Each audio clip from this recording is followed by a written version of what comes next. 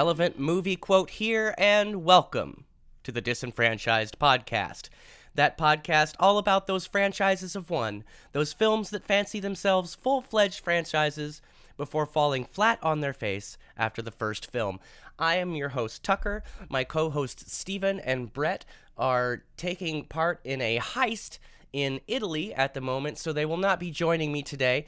It will just be me talking about some random movie for probably 2 to 3 hours. JK, we're doing a revisited episode, and this episode is from all the way back in February of 2021, episode 24, where Brett and Steven talk about 2003's Italian Job. Please note that some of the socials are different than they are in this episode. So if you want the correct socials, just check them out in the show notes, which I believe Steven is typing up for me right now. Is that, Steven, you are? You aren't. Okay, he's not, but he will. I think he's going to. You're going to. Yes, he's going to. Anyway, so enjoy this throwback episode from 2021. Join us next week for a brand new episode. Until then, courage. Hello, welcome to another excellent episode of Disenfranchised, a podcast all about those franchises of one, those movies intended to kick off franchises of their own, but for whatever reason, they stopped after the first one. I'm one of your hosts, Stephen Foxworthy, and joining me is my co-host, who has just pulled up in a stylish new model Mini Cooper. It's Brett Wright. How you doing, Brett? I'm fine, Stephen. Good. I'm glad to hear. Well, Brett, you know what FINE stands for, don't you? No, Stephen. What does FINE stand for? Freaked out, insecure, neurotic, and emotional. Accurate. Yeah. I'm definitely fine. Who isn't fine these days? Goodness. It's man, what a time to be alive. It's as of the time of this recording, January, though I can't imagine things changing drastically in the next month when this episode releases, but we're 2 months into a new year, and things are still as bad as they were 11 months ago. If in fact, worse in a lot of ways. So cheers to that. Hey man, I feel like they're on the uptick. I hope you're right, man. At least there's a vaccine out there now, but people I think are still trying to rush the return to normalcy, and I think that's only going to get us into more trouble. But I would agree. But what do I know? I'm just a guy on a podcast. And speaking of podcasts, we are usually a podcast that talk about movies. So what movie are we talking about this week, Brett, right?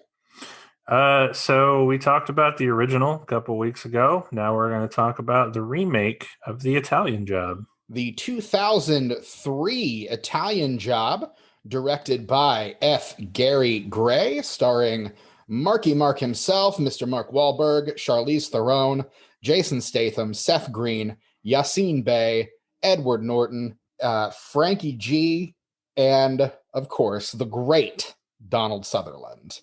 What a cast on this thing. It's kind of insane. This is a great cast. It's stacked top to bottom. It's a really solid. I mean, we could get into the career trajectories of most of these people over the course of this episode. So, I mean, at least this episode is promising to be longer than our original Italian Job episode for sure. Like, this is gonna be our mea culpa for that. We're gonna get into some stuff, maybe one or two things we might have missed in the original, for sure. But this is nothing like the original. It is what I would refer to before as in name only. A remake in name only. Absolutely, it's a regular Reno over here. Yeah, there's a couple characters that share a name, and there's also some Mini Coopers driving around, and that's about it. That is absolutely it. In fact, the titular Italian Job is over within the first 20 minutes of this film. You could have and probably should have called this the Los Angeles Job, except you don't get the name recognition doing it that way. So, and there's also the Italian Job is about stealing a bunch of gold. Oh, yes, of course. It's one other thing, I guess. Yeah, the circumstances surrounding the theft of that gold are completely different, but hey. It's got enough trappings there that you can make a direct line from one to the other. But if you go digging too much below the surface, you're going to be very confused, I think. Yeah, I was hoping for at least somewhere you were only supposed to blow the bloody doors off line somewhere. Same. And I've seen this movie before many times. Yeah, but no. Or like he blows something up and Mark Wahlberg turns to him and goes, "Hey man, you're only supposed to blow the doors off." Yeah. Or, something, some reference to the most iconic line in the original film, but no. Especially when you even have a character whose whole thing is demolition. That's why I was expecting it. Like, okay, he's going to accidentally blow something up completely, and he was only supposed to blow the doors off. Yeah. No, nothing. No. Mm-mm. No, and that would have been, a great nod for people who have seen the original and enjoyed the original. But honestly, because I think, as we talked about a couple weeks ago, this film, or the original film, the 1969 Italian Job, is not as iconic to American audiences as, say, any number of other films. I think you can scrap a lot of that iconography, and only, the few Anglophiles in the audience are going to really be upset by it. Yeah, like I was telling you before the record, like as much as I've learned about how iconic the original is to British culture, I can't imagine they were really too happy about this whole situation and what this movie did to the original. Yeah, and I didn't do digging. I should have probably checked out some reviews at the time, particularly from British publications, but I did not. I can probably do that real quick while we talk about a few other things. But I mean, this movie is itself a very different beast altogether than its 1960s counterpart. Another thing I probably would have expected but didn't see is, the role that Donald Sutherland plays of Bridger, the role played by Noel Coward in the original, is like custom made for Michael Caine to be playing in this film. I would have expected Michael Caine to show up at least somewhere. I mean, he's in the remake of Get Carter starring Sylvester Stallone. So why wouldn't he have shown up in this as well? Maybe he was busy on another project. I don't know. Well, my thoughts were, if he got so pissed off about the original's poster being so like portraying this movie incorrectly, I can't imagine he would have been too happy about what this remake did to the original. He might not have wanted to have anything to do with it. That's entirely possible. I am looking up the original Philip French review from the Guardian Observer, which is a British publication. The Italian Job is a very loose remake of the slack, xenophobic 1969 British comedy thriller. A few incidents and names from it, from which it retains, excuse me. The original became a cult movie largely because of a single Michael Caine line, "You're only supposed to blow the bloody doors off." The three supercharged Mini Coopers carrying stolen bullion in Turin, Noel Coward's final, very camp on-screen appearance, and the song now popular among boozy football teams or football fans. Gary Gray's version is taughter, better made, but insufficiently idiosyncratic to attract a cult following. So it doesn't look like, honestly, it doesn't seem like this person is particularly a fan of the original. So no, you'd have to find a critic that was a fan of the original. Yeah, a British fan of the original, and then see what they thought of it. But we don't got to go that deep on it. No, I should have done that yesterday when I was prepping for this episode. I did not. And that is on me, dear listener. Hey, man, we're not perfect. No, as our episode on the original Italian Job attests, we are not perfect beings. I do want to get into the xenophobia mentioned in that review, because the original Italian Job, and it's something that we didn't really talk about and probably could have in our original episode, and I kind of regretted not talking. Like, as soon as we were done recording and talking about the record, I was like, we should have talked about that a little more. Is just the very Britishness of the film, the very pro-Britain, anti-Europe messaging of that film, which is very much us versus them. We mentioned that it was the reason why the producers didn't want all of the cars in the film to be Fiats. They wanted an exclusively British car in there. But I don't know. It's one of those kind of relics of a past era.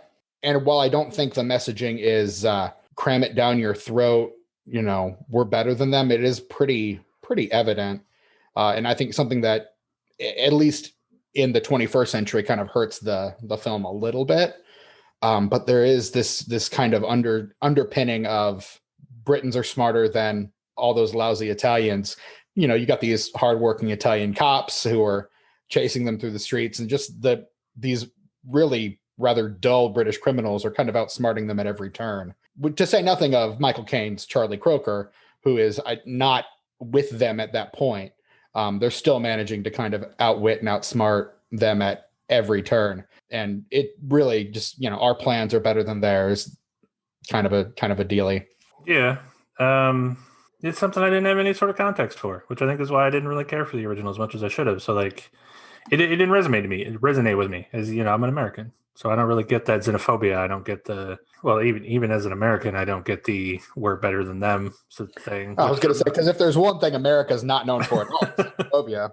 Yeah, no, 100%. But, I'm not that kind of American. So I don't really get that either. But, sure. It's a thing. It's been around for a while. I don't get it, but that doesn't mean it's not real. Yeah. I mean, it's a very real thing. And I think anytime you get nationalism, or not nationalism, because nationalism is somewhat healthy, jingoism, I should say. Anytime you as a society have to kind of grapple with that, as America has been doing relatively recently, there's a degree of toxicity that kind of creeps in there. And there are elements of that, kind of the fingerprints of that, I would say, kind of all over the original Italian Job, which is unfortunate because I think it has a lot of other strong elements going for it. A film I was generally positive on. Honestly, this remake, a film I'm generally positive on. Does it have its flaws? Sure. But generally, I think this is a pretty good movie. And I think the original is a pretty good movie. Yeah, same. I mean, I came down favorably at the end of the day on the original, I think. We both did. And this one, man, I'd put it into the what we talked about on the Master and Commander episode. It's a dad movie, man. It's a movie that is on in the background on a Sunday. If you're flipping through the channels, you're like, oh, Italian Job, I'll watch this. No matter where it is, you're just, I'm going to stop and watch this because I'm going to have a good time. It's super watchable. It's absolutely a dad movie. I actually borrowed the DVD from my dad of this movie so that I could watch it for this podcast, because this is a movie my father owns. In fact, when I borrowed it from him, he commented, I don't think I've even seen the original Italian Job, despite the fact that he was alive in 1969. But again, I think speaks more to the fact that the film was not really didn't really do anything here worthy of note anyway. So I think that speaks more to that than anything else. But yeah, this is kind of one of those movies that was like on TNT or TBS on a Saturday night or a Sunday morning. And my dad is definitely the kind of person who would just kind of tune this in and kind of watch it mindlessly. I watched this so many times when I was just out of college living with my parents. I watched this movie so many times. But I honestly, I don't think I've seen it since then, but it was a movie I always kind of remember thinking was really fun. So I was excited to revisit it. And when you suggested doing the remake shortly after the original and doing kind of a comparison, I was interested in that and interested in how well this movie was going to hold up, honestly. Yeah, it turns out it holds up pretty well. Compared to the original, no. But as a movie on its own, yeah, it holds up just fine. Right. And that's kind of where I ended up landing as well. Had you ever seen this movie before, Brett? Or is this the first time you came to this one? I feel like it's one of those movies that I did see bits and pieces of, flipping through the channels on a Sunday afternoon.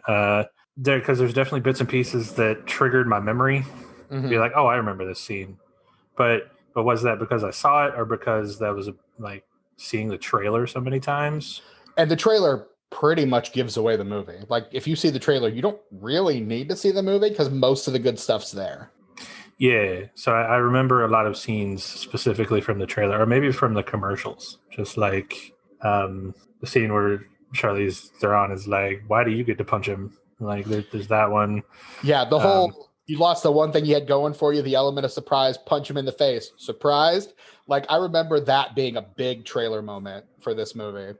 Yeah. So there's a lot of stuff that I'm like, did I see this movie or did I just see the commercial and trailer a lot? Because it was everywhere. This movie was everywhere, man. They promoted the hell out of it. This was a big movie. And it did a big bit of business for Paramount, actually. So there's a lot to talk about with regard to box office and legacy when it comes to this movie, which we'll get to toward the end of the episode. But before we start getting too deep into it, we do need to revisit one of our tried and true and favorite recurring segments. They're the only recurring segment we really have on this podcast, which is the plot in 60 seconds, and which is where one of us, either Brett or myself, as decided by our favorite, the Coin of Justice, will recount the plot of this film in 60 seconds or less. And so to do that, we will flip the Coin of Justice. Brett, are you ready to call the Coin of Justice in the air? Absolutely. Let's go with tails. Big surprise. And it is tails. Hey. So the streak returns to me. The streak is back, baby. It's back, baby. That means it falls to me to recount the plot of The Italian Job 2003, directed by F. Gary Gray, in 60 seconds or less. Brett, will you put, for me, please, 60 seconds on the clock? Done and done, sir. Excellent. I am ready when you are. All right, your time starts right now. All right, Charlie Croker has put together a team to steal a safe full of gold in Italy, and he does so by blowing a safe through several floors and burying it on the bottom of a canal in Venice, where the safe is then cracked and the gold is stolen. One of the team, Steve, played by Edward Norton, shoots John Bridger, played by Donald Sutherland, and escapes with the gold. Years later, they are back in the United States. They track down Steve, and Charlie recruits 30 seconds. Bridger's daughter to help them in a complicated plot that involves driving Mini Coopers through a house. Steve finds out about it, and so he moves the gold, and so now their plan goes to driving Mini Coopers through a sewer underneath Los Angeles.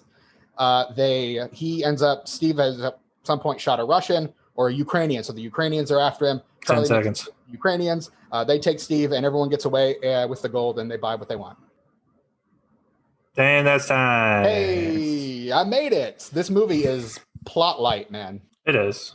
It's really more of a revenge movie than a heist movie. In fact, it's a revenge heist movie. Oh yeah, which is maybe like two of my favorite genres. So. There you go. So win-win. But yeah, let's chat a little bit about the cast on this thing, because it is, as we mentioned before, pretty stacked.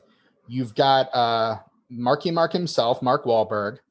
I say Marky Mark because I just watched the filmography of Amy Heckerling this week, and Clueless is one of her big films, and they refer to him as Marky Mark constantly in that movie. And I just thought that was the funniest thing, since now it's like if I were watching a movie that came out in the early 2000s and they're just calling Dwayne Johnson The Rock over and over. Like, that's just not what we call him anymore. And so it amused me. I mean, at this point in his career, he has pretty much shunned the Marky Mark. He's already done Boogie Nights, which I think is his big serious acting breakout. And he's started to take on the role that he has more or less taken on ever since, of the kind of action star. He's gone through various permutations of that. But he's only, I think at this point in his career, as of 2003, only a few years. Yeah, so he's already done The Perfect Storm.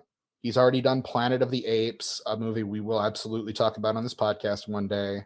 He's 1 year away from I Heart Huckabees. So he's still got a few like Oscar bait kind of performances up his sleeve, like Four Brothers, The Departed, We Own the Night. And then he starts dipping his toes more and more extensively into the action genre. And as a result, that kind of becomes his go-to place. Whereas he's now in the Daddy's Home films, he's in the Transformer movies, he's doing a lot of stuff with Peter Berg. Like, that kind of becomes his wheelhouse as a result. So, I mean, he's probably a fairly conventional choice for leading man at this point in his career, because he's already got a few of those under his belt. But I don't know. I think he's doing fine here. He's not really doing much to write home about. Do you have any particularly strong thoughts on Mr. Wahlberg? No, I just really love his hamburgers. I've not tried them yet. I really need to get on that.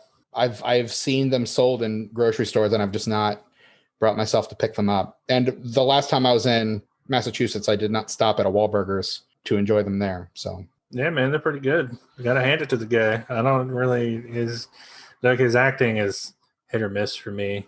So I would say same. I'm just gonna say good work on your hamburgers, Marky Mark. He's not, I would say, an actor with a great deal of range. So I think it takes a particular kind of director to unlock him and what he does well. I think he is fine in this movie. Like, I don't really think he's doing anything particularly special. This is not, say, Boogie Nights, where he's, he knocks it out of the park in Boogie Nights, but I attribute a lot of that to Paul Thomas Anderson, who's a very good director and sees things in actors that is able to unlock, I think, certain things in actors that other directors can't get to, like Adam Sandler's inherent anger and sweetness in Punch Drunk Love, for example. I think he unlocks what's interesting about Mark Wahlberg, which is this kind of chip on his shoulder earnestness that I think plays really well in Boogie Nights. And you see elements of that here.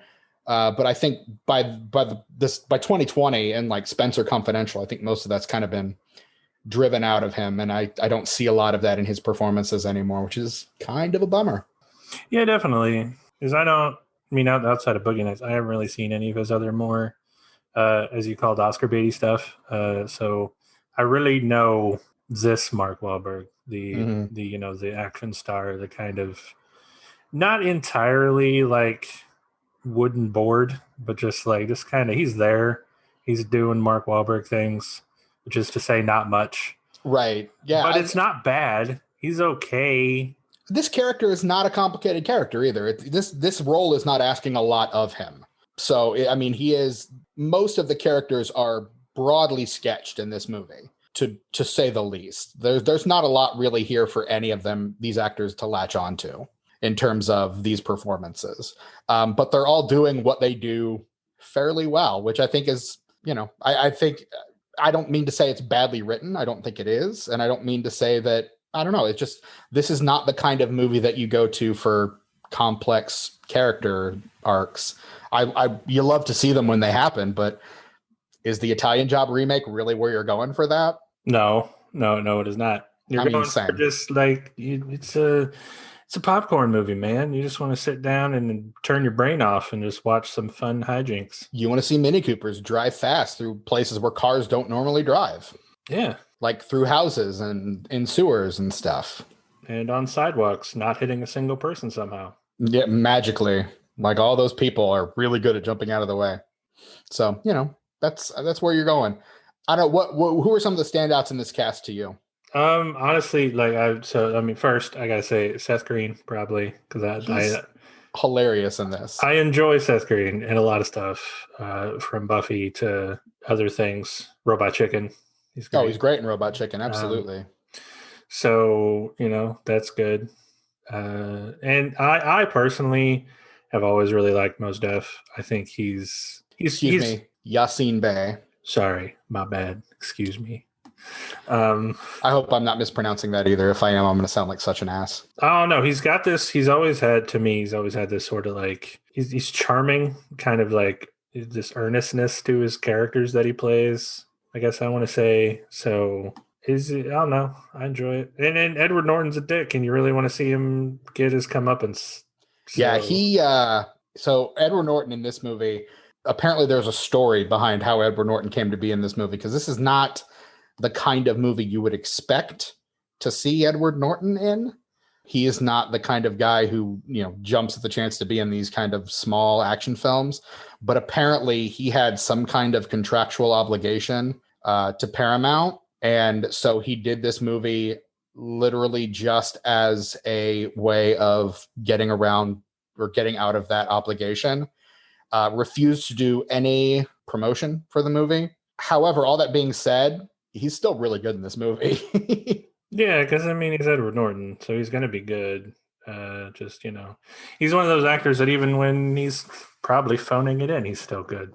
I would say at this point in his career, that's definitely true. I would say at other points in his career, I would say that's probably less true. I think more lately, his work has not been anything I would particularly write home about. But then again, like, he's in one of my favorite movies of the past decade, Birdman, or The Unexpected Virtue of Ignorance.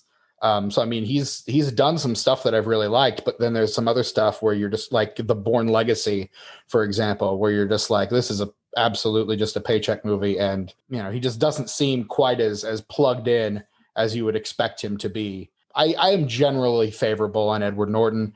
I think his reputation anymore is probably not as strong as as it used to be. Let's just say it that way, because I think, early in his career, your Primal Fear, your Fight Club, he's like the it guy. And I think the more and more he got plugged in, the more quote unquote difficult he became. The second Edward Norton movie that we've ever discussed on this podcast. Can you remember the first? No. The movie he's barely in. Alita Battle Angel. That's right. He's in it because they are setting him up for the sequel. And we'll never see that sequel now. But yes, Edward Norton, the brief no-line cameo at the end of the film where he just stands there. That's Edward Norton in Alita Battle Angel. But yeah, to talk about Yassine Bey, he is an actor I've always been intrigued by. I don't know much about his music, and that's kind of his primary. He's a musical artist, and I don't know much about his music, but I have enjoyed the performances I've seen him in.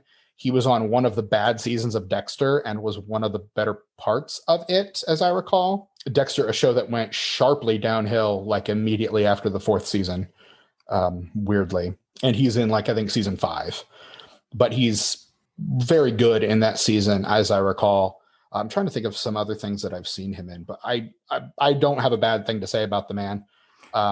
His placement on the poster is unfortunate, but sure. I really enjoyed him in Hitchhiker's Guide to the Galaxy. Oh, of course. Hitchhiker's Guide, a movie we'll absolutely talk about on this podcast one day, and a movie he is absolutely fantastic in. And he's absolutely hilarious in that movie, as I recall. Yeah, I think that was my first introduction to him as an actor.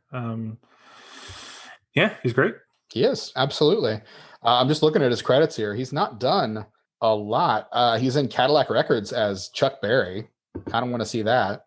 Be Kind Rewind, Bury Me Standing, 16 Blocks, a movie I've heard interesting things about. Not really positive things, but interesting. The Woodsman, a Kevin Bacon movie that I've heard is pretty good. But this is one of his earliest film roles.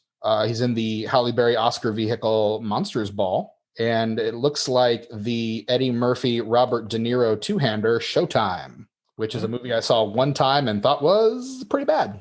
All right.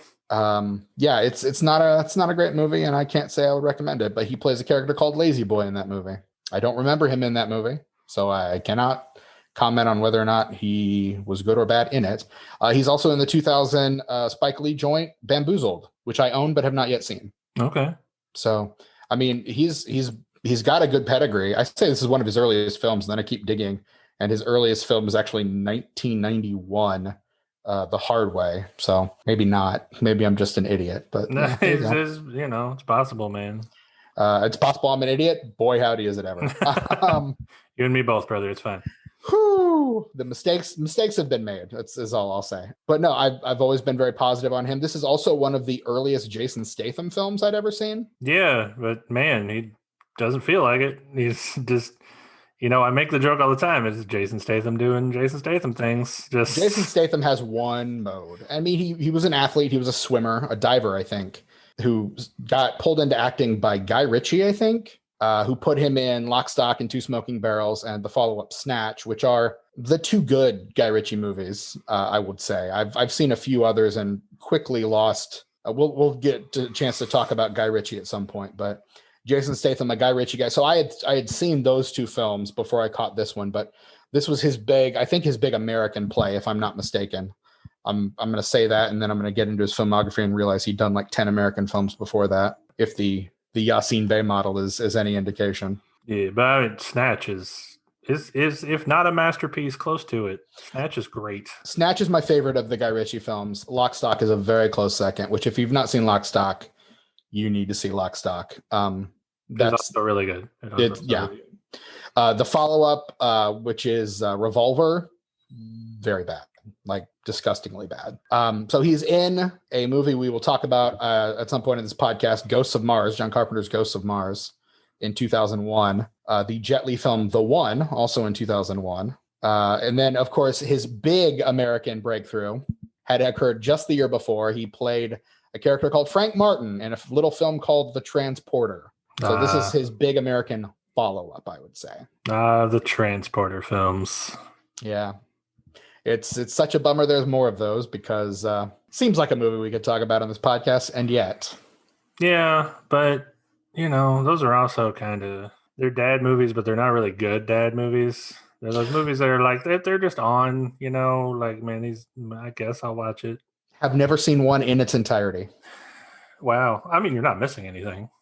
I'm not going to be like, you should see them, Steven. Yeah. No, you're not missing anything. They're just. I mean, I feel like I'm good. They're just goofy, shut your brain off movies. Sure. Which, I mean, there's certainly a place for those, and there's a time when I do enjoy those. But yeah, I will say with regard to Charlize Theron, apparently, and she said this film was the reason that she became an action star, or strived to do more action work, I guess.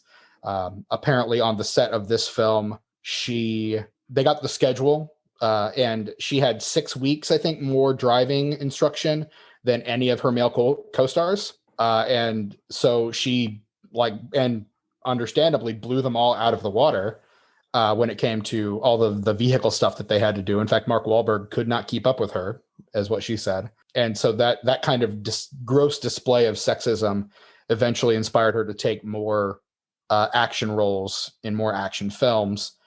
So starting with, in 2005, the Karen Kusama film, which we will absolutely cover one of these days, Aeon Flux. She's in Hancock, although doesn't do a lot of the action stuff in Hancock. She's in the Ridley Scott Alien prologue or prequel, I guess, Prometheus, Snow White and the Huntsman, and its weird sequel, The Huntsman: Winter's War. 2017, she does Atomic Blonde and Fate of the Furious, co-starring Jason Statham and directed by this film's director, F. Gary Gray, who we also need to talk about. And then last year, she did a little film, Gina Prince Bythewood's The Old Guard. And then, of course, the one film I've glaringly left off of this list, because I just want to turn the screw on this one a little more, is one of the greatest films, another of the greatest films of the past decade, Mad Max Fury Road, in which she plays Imperator Furiosa. Yeah, but I got to really give it up to Atomic Blonde, because it's a great movie. Which I have still not seen. I need to check that one out. It's like Lady John Wick. I've heard that. Is one of the directors of John Wick the director on that one? Or the fight choreographer on that one? Goodness, I can't talk. You're asking the guy that knows none of this stuff at any point in time ever. Sure. So I don't know. Sometimes you're able to pull it out. Sometimes I do. Sometimes I randomly know the info, but 95% of the time I don't. So this film came out in 2003. Also in 2003 is the film that Charlize Theron would win her Oscar for, the Patty Jenkins film Monster. Which I haven't seen that either. It's okay, as I recall. She's very good in it. I will say that. I saw it once shortly after it came out on DVD and have not watched it again. I need to rewatch it. It's on my rewatch list. I might just watch that and the 2 Wonder Woman films this year and just do a Patty Jenkins, just watch all of her filmography, because that is right now all of her feature-length films. Tragically, we have not let Patty Jenkins direct more movies. Sure. Yeah, that's a good idea. I can also say that the Old Guard, is that what it's called? The Netflix? Yes. Movie? Yes. That also really good. I also really enjoyed that too. Very good. I would say probably one of my top 10 movies of last year. Yeah. Hopefully that gets a sequel, but if not, we'll totally talk about it. Yeah, I can't imagine it not getting a sequel. But again, yeah, we absolutely will. Netflix seems like the kind of studio that would let that be a sequel, particularly given how few films came out this year. I don't know. I would hope Netflix would do right by Gina Prince Bythewood and Charlize Theron and let them sequelize that, but who knows? Who knows anymore, man? 2020 and 2021 are going to be weird. Yeah, they a lot of things that were sure bets are no longer sure bets, thanks to the crazy year we had last year. So I don't know. Do what you will with that. Yeah. Let's talk a little bit about F. Gary Gray, the director of this film. He's another director. We'll cover more of his stuff going forward because he directed the failed Men in Black reboot, Men in Black International. Question, Steven. Yes, Brett. I will answer your question as best as I can. Does the F stand for fun? I doubt it. I very much doubt it. No, the F stands for Felix. Oh, that's not as cool. I mean, Do what you can. I do think it is fitting that we are covering an African American filmmaker during African American History Month. You love to see it. You do. It's always nice when it happens good. So, but he's a filmmaker who has done a lot of different things. He was a music video guy, like so many directors who have achieved any kind of prominence. Started out as a music video guy, directed music videos for Ice Cube. In fact, the It Was a Good Day video was directed by F. Gary Gray. Cypress Hill, Coolio, Queen Latifah, Outkast, Dr. Dre. Like he did the TLC Waterfalls video. Like he's done a lot of stuff. His first film is the classic film Friday. That was his first film. He also the next year followed that up with Set It Off, which starred Queen Latifah. So you've got Friday, which stars Ice Cube, Set It Off starring Queen Latifah. He likes to kind of plug in musical artists, it seems like, when he can. 1998, he does the Samuel L. Jackson, Kevin Spacey movie, The Negotiator, which I've not seen. I need to see that. 2003, A Man Apart and The Italian Job both come out in the same year. In 2005, he directs the sequel to Get Shorty, the very popular Barry Sonnenfeld film Get Shorty, called Be Cool, which is about the record industry. Get Shorty is about film industry. Be Cool is about the recording industry, as I recall. And then 2009, Law Abiding Citizen, which I've heard is not a good movie. Waits 6 years and then does the very popular Straight Outta Compton, which kind of revitalizes his directing career a little bit. And then he follows it up with 2017, Fate of the Furious, 2019, Men in Black International. And he is announced as the director of the Mask movie. That is the Mobile Armored Strike Command movie based off of the toy line. He is announced as the director of that one, which I think he can make a fairly serviceable action film out of that. Could anyone make a good serviceable movie out of an action figure line? Here's the thing, man. We have got, I mean, you could argue Michael Bay could make a serviceable franchise out of an action figure line. I mean, my sister-in-law is a big fan of those movies. Sure, a lot of people are, but they're not. That doesn't mean they're right. I mean, fair, touche. Not something I'm a fan of. At some point, I'm going to watch all of the Transformers movies. I don't know when that will be, but I know it's going to happen one of these days. Like I gotta come to grips with the fact that sometimes I'm just not in zeitgeist. Like there's tons of people that love the Resident Evil movies, and I think they're all bad. So who am I to judge? Well, and here's the thing: it's okay to like a movie, and it's okay not to like a movie. Just don't be a dick about it. Yeah, man. Don't be a fan. Just like stuff. Don't be a fan. Just like stuff. Don't. And if someone doesn't like a thing you like, don't take it personally, because it's probably not personal. Yeah. If I said I didn't like something because Brett did like it, that's personal. If I say I don't like something because it's not my cup of tea or because I don't think it's particularly good, it's not personal. So, yeah, don't be a fan. Just like stuff. Yes. But so this kind of falls in a kind of a weird midpoint of F. Gary Gray's career. He's still got some more music videos, or at least no, it looks like he's done with music videos by this point. The things I'm seeing here are just like collections. But he's fully established himself as a filmmaker at this point, and he's made, you might argue, most of his best films are probably behind him at that point. But then he comes back with Straight Outta Compton and kind of blows everyone away. Which is a movie I still have not seen, and I'm kicking myself that I've never seen Straight Outta Compton because I've heard it's incredible, and I need to watch it, but I've not yet. So it's. I think he would probably be the right director for that film, given that he has worked with Ice Cube before and has probably worked with a lot of those artists before on music videos, etc. So it seems like he would be the right person to kind of work on that film. So I'm interested to see that one. Based on all I've heard about it, it's probably pretty great. I've seen the two films he made after that. I've seen Fate of the Furious and I've seen Men in Black International. Fate of the Furious, not a particularly strong entry in that franchise, I thought, but it's fine. A franchise I don't think Brett has seen any of. I've seen the first one. You've seen the first one? Not indicative of what that franchise would become. So I've heard. And also not the last time we will talk about that franchise in this episode. Just previews coming soon. Steven talks more about the Fast and Furious franchise. It's a franchise with a lot of peaks and valleys, but it's a franchise I think a lot of people legitimately love. So, and I absolutely see why. It's the high points are very high. Unfortunately, the low points are pretty low. And I'm someone who's more favorable on certain of those movies that other people don't like, and less favorable on ones that a lot of people do. To each their own, right? Right, absolutely. And that's kind of I'm not always your typical guy when it comes to like mapping out franchises. Things a lot of people like, I won't necessarily, particularly if I come to it late, which I've come to, I would say, argue probably most franchises late. Last year, for example, I watched all the Friday the 13th movies. My rating on those is very different from most people's. Much to my chagrin. Sure. My favorite Friday the 13th movie is 7. Of all things. It's the one where he fights Carrie, or the Carrie knockoff. That's my favorite one. I mean, look, it's my wife's favorite too. So it's good. It's one of the better ones for sure. Knowing that it's your wife's favorite, actually, I take that as some street cred, because she's a big fan of that franchise. So yeah, look, it's really good. I can also say it might be my favorite too. So I'll put that one that's a feather in my cap. I also like number 4. It's probably my second favorite. So, which I've heard is one a lot of people really like. One that I've heard a lot of people love that I just didn't understand. 6.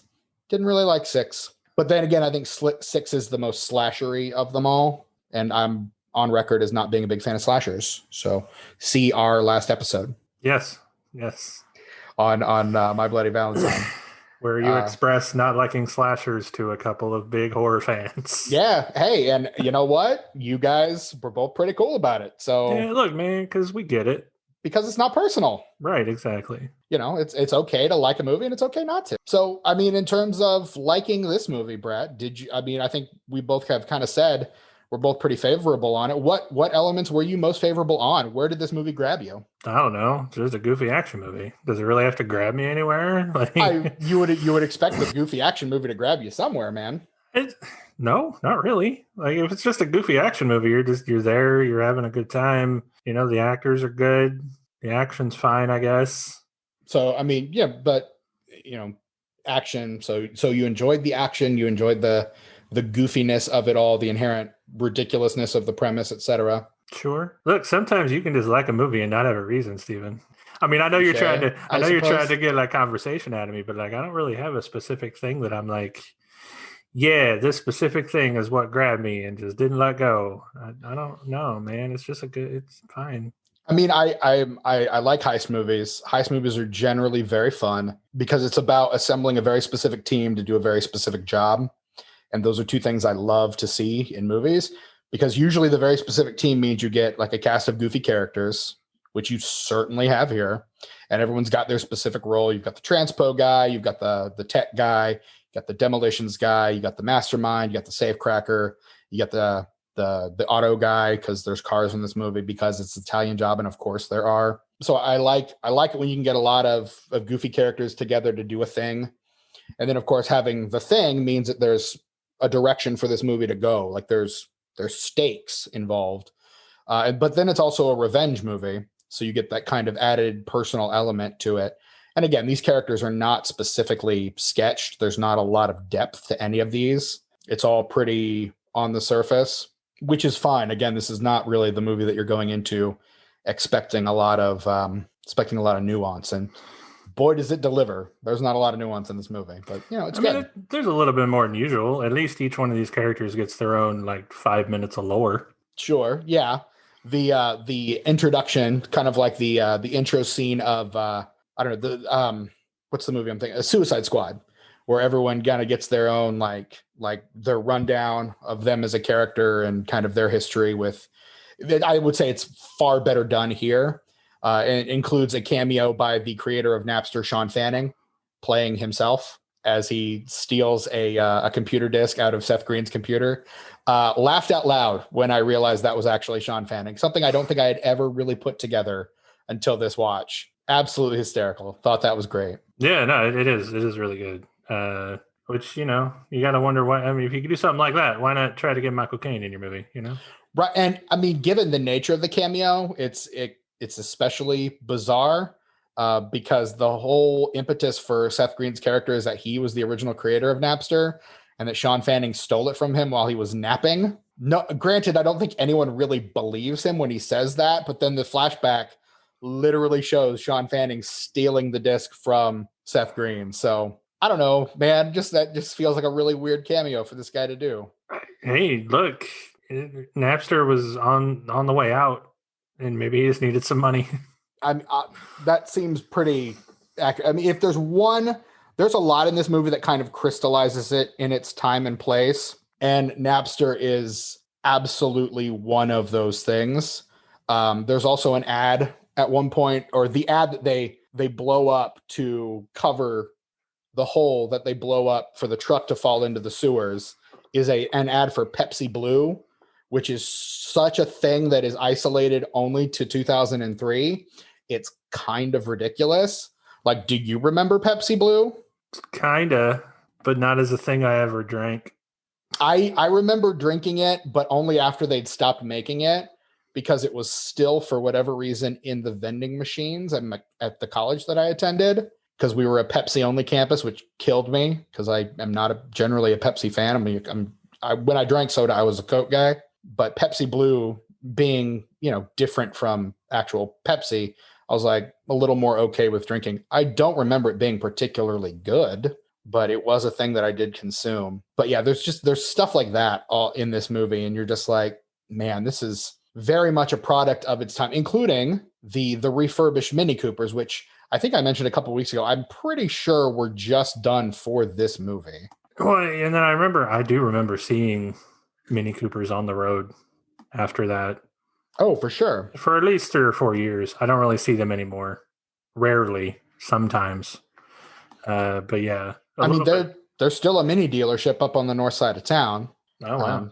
So, I mean, it's still there. It's the BMW dealership just off 465 on the interstate. Not that I would ever drive one, because I probably can't fit in one. Same. Because I am 6 feet tall and I'm just very wide. Although, interestingly, you see Charlize Theron, who is a very tall lady, getting in and out of a Mini Cooper at various points in this movie, both an OG Mini Cooper and a new model Mini Cooper. So, I mean, it happens quite a few times in this movie. Maybe they're more spacious than they appear. Maybe. I can't say as I've ever been in one, so I can't say as I can really comment. Like this, there's a big marketing push for Mini Coopers based on this movie. And they were very popular shortly after this movie came out. I would say largely probably based on this movie. The fact that they were also put out by BMW kind of meant that a certain class of people were the ones driving them. But, what are you going to do? Sure. And as future years have shown, people love tiny ass cars. They really, really do. And like tiny ass just about everything, really. This was also the time when cell phones were getting smaller and smaller before we realized we could watch movies on our cell phones, and then they started getting bigger again. Yeah, that was a weird change of direction. Yeah, it was that, because the joke was like the ongoing pop culture joke is phones are going to get so tiny. You've got like that Will Ferrell character in like the clothing store who pulls out the really tiny cell phone and like holds it up to his face. I think that's a joke in Zoolander as well. And then people realize, we can watch movies and stuff on our phones. And now the joke is, it's the phone the size of an iPad or something, or, a phone the size of a big screen TV. Like that's the joke now. So literally the joke, that's just a pop culture joke that's just swung way back the other direction. So yeah, man, let's talk. Well, so I was going to say, with that being said, it seems like this movie was pretty hardcore into the zeitgeist. Why did it not get a sequel, Steven? Well, it's gonna really flummox you when I tell you what it made at the box office, because this movie did ridiculously well at the box office. It was like the 23rd highest grossing movie of 2003. It earned $106 million domestic. Plus another $70 million in the international box office. So we land at, a pretty good chunk of change. There was apparently a sequel in development for years. The script had been written. The movie had been budgeted. The cast was set to return. And then it just never happened. So apparently the proposed sequel was like the original proposed sequel, meant to be called The Brazilian Job. It was scripted. It was actually based on a script written by David Twohy, who's probably best known as the director and screenwriter behind the Riddick films, the Vin Diesel Riddick films. The script was called The Wrecking Crew. and it was retooled, rewritten. A lot of people took passes at it to be an Italian Job sequel. They had a budget in place. Everyone was set to come back. F. Gary Gray was going to come back to direct. It was listed as in development or in production on IMDb for years, probably about 4 or 5 years. And eventually, according to what I've seen, the studio just lost interest, which seems because this movie did really well for them. And people seem to be interested in a sequel. And I think the more time went by, I think the bigger some of these stars became, particularly Mark Wahlberg and Charlize Theron, but also Jason Statham. Like, all of these guys are getting bigger. They would be probably harder to get back for a sequel. Seth Green moved on to other projects like Robot Chicken, etc. So, he's like a producer in his own right now. These guys are getting harder and harder to pin down. That's going to cost even more money. So eventually I think the steam just kind of got let out of it. Apparently the story was going to revolve around the crew getting back together for a diamond heist in Belgium. So why it's called The Brazilian Job, I don't know. Maybe the same reason this is called The Italian Job. Maybe something happens in Brazil that sets off the rest of the movie. Something Italy, something job. I don't know. But the rumor that I have heard, and it's pretty popular around the internet. The rumor is that this sequel, that was the proposed Italian Job sequel, was eventually retooled and rewritten and became the script for the best movie in the Fast and Furious franchise, Fast 5. I don't know if that's true. I do know that the climax of Fast 5 takes place in Rio de Janeiro and involves Paul Walker and Vin Diesel driving a massive safe down the streets of Rio de Janeiro, like tethered between two of their cars. So it's entirely possible. I mean, it seems very much like something that the sequel to this movie could have absolutely done. So that's the rumor. I don't think it's that difficult to believe that rumor, honestly. But yeah, there you go. So this movie did not quite, it didn't get the sequel. And at this point, it never will. In 2016, there was a rumor that there was going to be an Italian Job TV series. But we all know what has happened to that, which is nothing. So there's never been an Italian Job show. I'm sure, I mean, it's a property that Paramount has that they'll probably want to do something with at some point. Yeah, like it's funny. We didn't actually talk about I guess we sort of did our history with Italian Job, right? I rode the ride at Paramount's Kings Island, same in Ohio. The Italian Job stunt track or something like that. It was a roller coaster, where the cars were Mini Coopers, and it kind of told the story of the car chase at the end through roller coaster form ish. The helicopter comes in and there's an explosion, and so it's loosely tells the car chase at the end of the movie, but there's not a helicopter chasing your car at any point, really low through the streets of Los Angeles or anything like that. So no, it just kind of shows up near the end of the coaster, and there's an explosion. But then Paramount decided we can't really afford to sponsor these theme parks anymore. So it's just like generic stunt course name now, but it's the same ride. Yeah. And that honestly, there's a lot of those kind of rides at Kings Island because it was there were roller coasters that got renamed to be named after Paramount movies. And then there were rides that were specifically from the Inception ride movies like Top Gun or Face Off, like these big blockbuster movies that were turned into roller coasters for some reason. Weird. Laura Croft Tomb Raider. Oh, not one I remember having seen. There was a James Bond ride at one point there that I remember. It was like one of those like movie rides, like Back to the Future at Universal. Yeah, the motion. Yeah, it was Days of Thunder, and then it was James Bond. That's right. Yeah, I remember that. Yeah, so there's a lot. I don't know. Maybe that seems like a more realistic theme park excursion for us to take when, in the event that the world ever returns to normal. doing a trip out. Maybe we should cover a few more of those Paramount failed franchise starters, and then do a remote record out in Ohio for Kings Island. Man, that'd be great. I haven't been to Kings Island in it hasn't been a decade, has it? No, it's less than that. It's got to be less than that. It's I'm hoping probably it's more less than that for me. I haven't been in a number of years. In fact, I will have to look at what is still there to kind of like figure out what movies we need to cover to justify this. But yeah, it's been a hot minute for me for sure. In fact, I think I was a youth pastor the last time I went, and I think this movie had probably just come out. So I don't think I've been there probably since 2005 at the latest. But yeah, so it's definitely been over a decade for me. Yeah, last time I was there was we went to the Halloween event when they have all the haunted houses there. Sure. But yeah, it's been a while. But I mean, I was a big old fan, man. I went so much as a kid and everything. I could probably tell you most of the rides there. Same. Well, and I don't know which of them are still active, though. That's the thing. Oh, yeah. Yeah, that's fair. Because, they tear stuff down, put stuff up. Theme parks, man, always changing, getting the people in. But that seems far more likely for us to do than, say, Malta and Popeye Village. So, never say never, buddy. I mean, sure. But, Ohio's a lot closer than Malta. So, Sure. Just throwing that out there for what it's worth.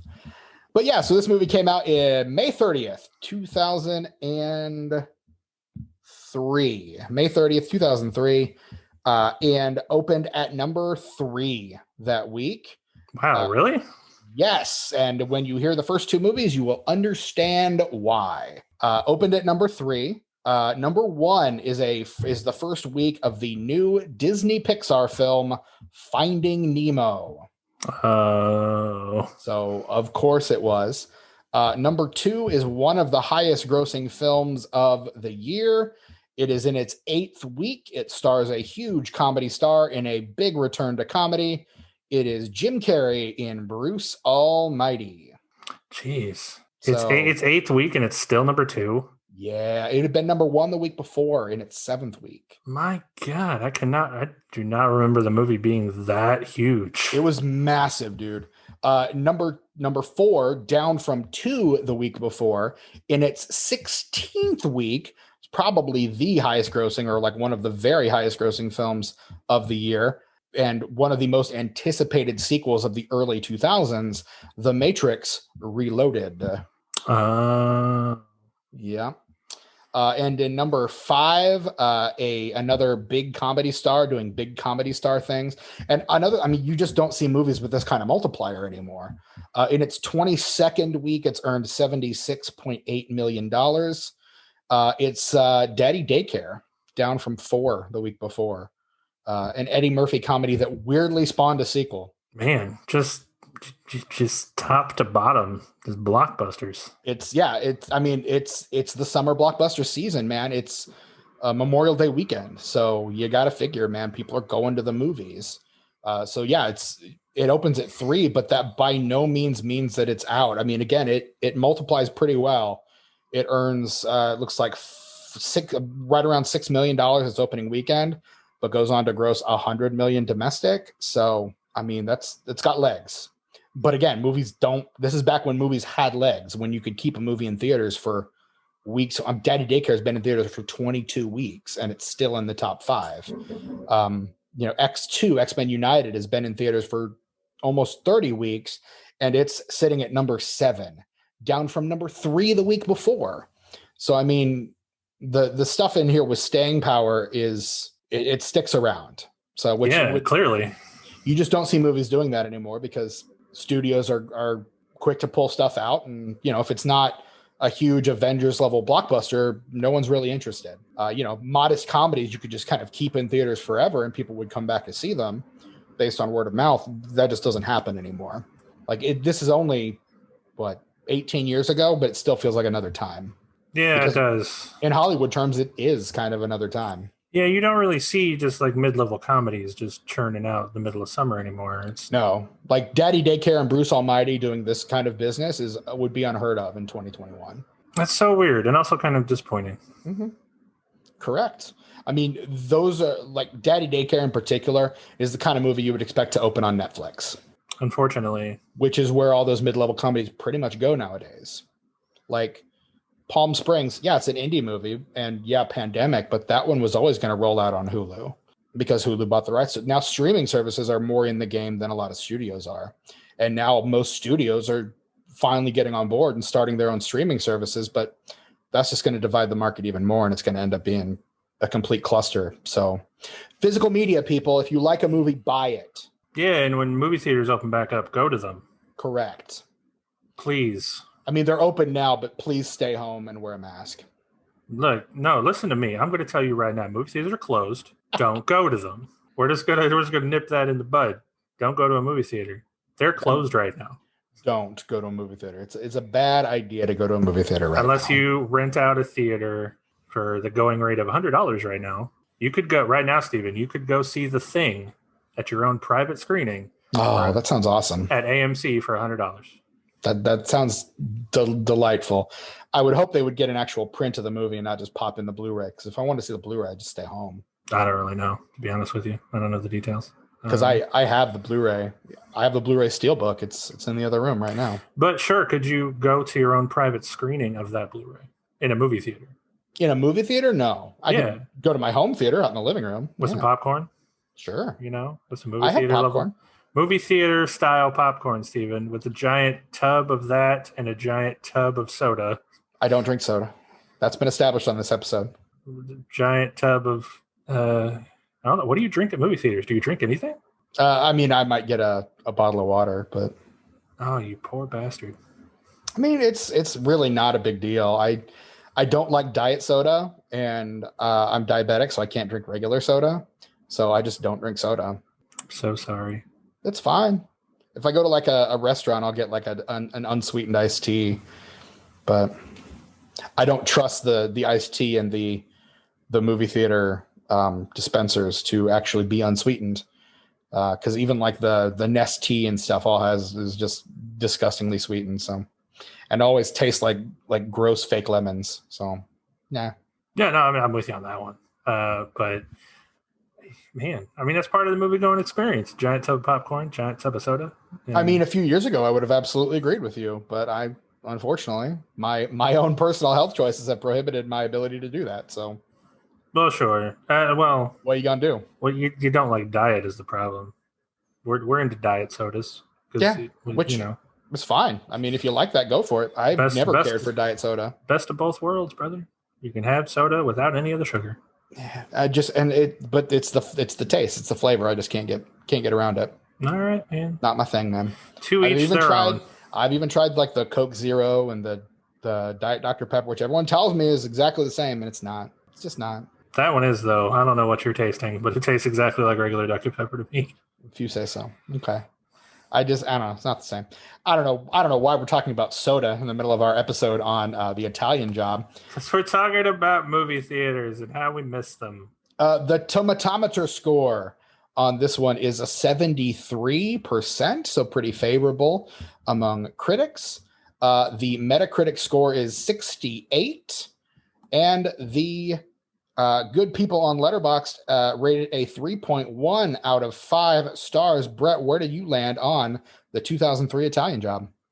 0.1 lower than that, so 3 stars. 3 stars? Honestly, same. I also gave it 3 stars. I don't like it quite as much as the original Italian Job, but it's fun, and it's just kind of inoffensive and innocuous enough that it's an enjoyable little movie. So I don't know. What more can you say? It's inoffensive, it's enjoyable, fun for kids of all ages. I don't know. Go out and watch it. Yeah, nothing like the original, but go watch it too to compare. Yeah, absolutely. Like both of these movies deserve your attention. So 100%. So Steven, I have a bit of movie trivia for you. Oh, I'm excited. Can you name what property Donald Sutherland and Seth Green have in common? What property? Yes. Like, intellectual property. Oh, I see. Oh, interesting. Okay. Other than this one, obviously. Well, obviously, yes. What other intellectual property? You got it, Steven. That's the one. Hey! It was a trick question.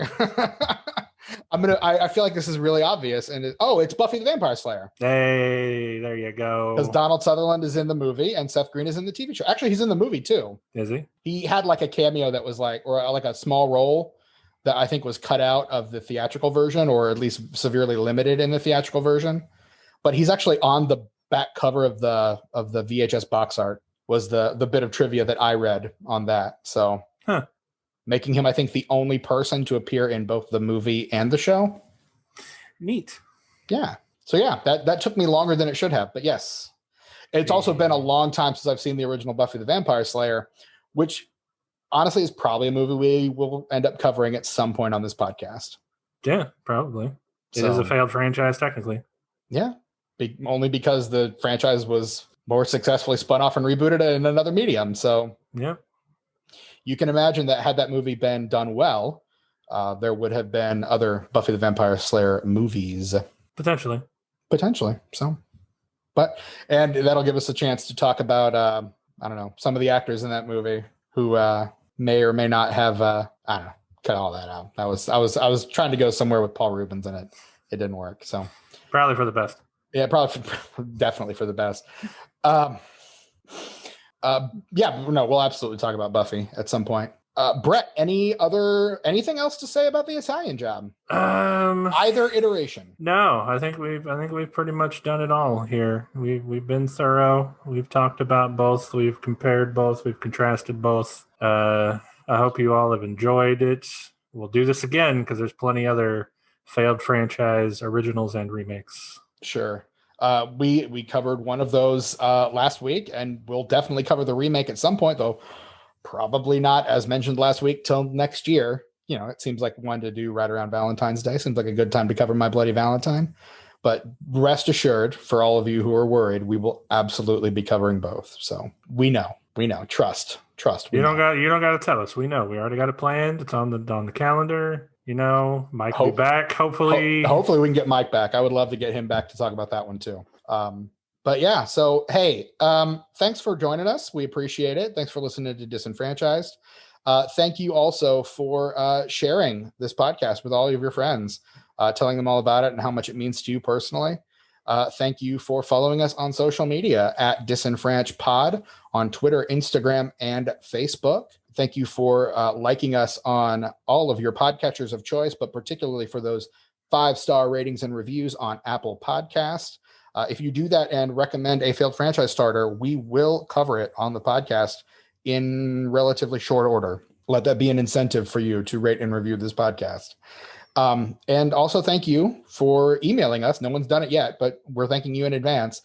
Emailing us at disenfranchpod@gmail.com. Again, the first person that emails us with a failed franchise starter they want to hear us cover, we will cover on this podcast. So, and again, before the end of 2021, we will cover it. I can be found on social media. Thank you for following me there at Chewy Walrus on Twitter, Letterboxd, and Instagram. Brett, such as it is, where is your social media presence and where can we find you? On Letterboxd at Gunslinger Fire. All right, there you go. So thank you. We've got one more episode in February, and it's a fun one. I'm excited for it. I don't know how Brett feels about it, but judging from the look on his face, maybe not. I don't know. But another one of those movies I had a fondness for as a kid, and I'm anxious to see if it holds up, but we'll find out. So until then, I'm Stephen Foxworthy for Brett Wright and myself. Don't be a fan. Just like stuff. You were only supposed to blow the bloody doors off. Only supposed to blow the bloody doors off.